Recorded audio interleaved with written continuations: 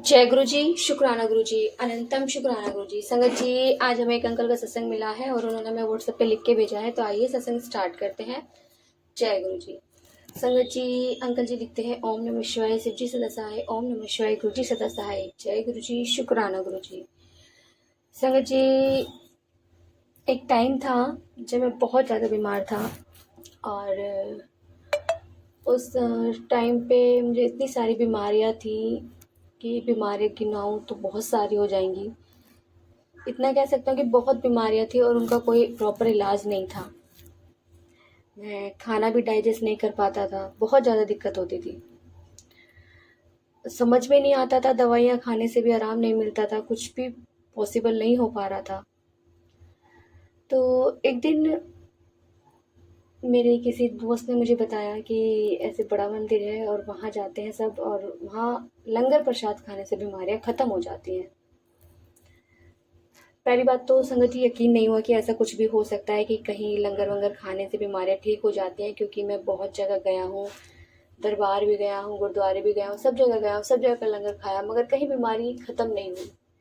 तो सुन के भी थोड़ा अजीब सा लगा कि ऐसे कैसे हो सकता है कि कहीं लंगर प्रसाद से, चाय प्रसाद से, जल प्रसाद से बीमारियाँ ख़त्म होती हैं। संगत जी, फिर मैं एक दिन गया और अपनी वाइफ को लेके गया।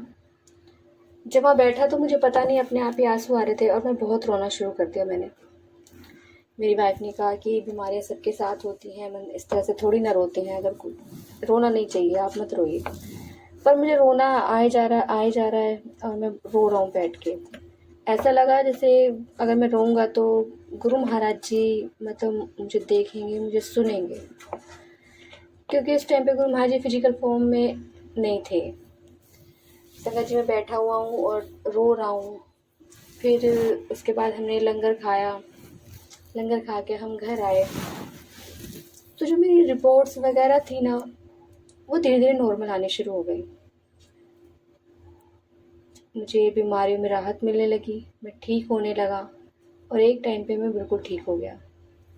संगत जी, सच में मैं लंगर प्रसाद से बिल्कुल ठीक हुआ। जो भी परेशानी थी, जो भी दिक्कतें थी, वो सब ठीक हुई, सिर्फ लंगर प्रसाद से।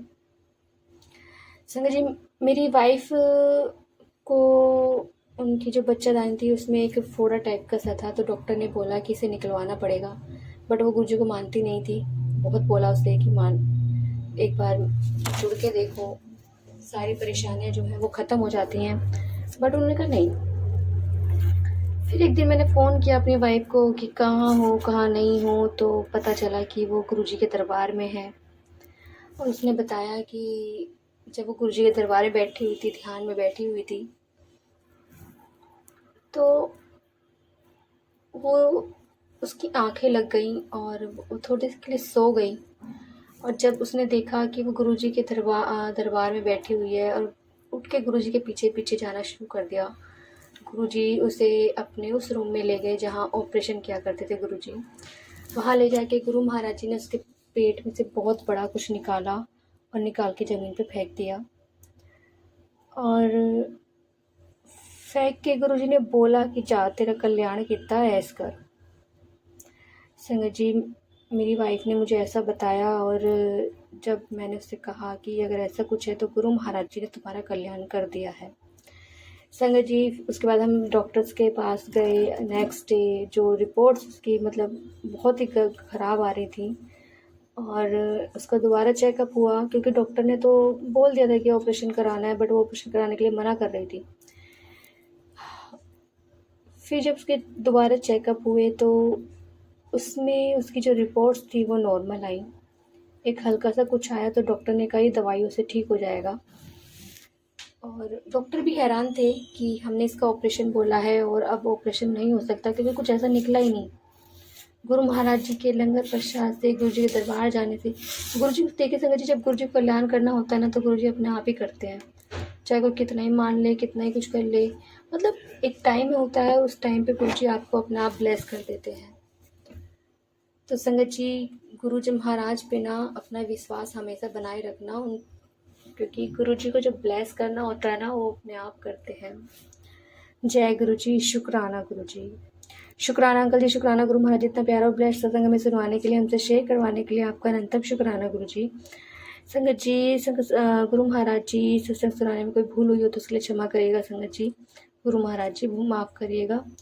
संगत जी, सच में गुरु जी पे विश्वास बना के रखिए। गुरु जी जब अपने टाइम पाएंगे ना तो अपने आपको ना खुद ही ब्लेस कर देंगे, खुद ही आपकी उस बीमारी को हमेशा के लिए जड़ से ख़त्म कर देंगे, क्योंकि गुरु महाराज जी बीमारी की जड़ी ख़त्म कर देते, जड़ी नहीं रहने देते।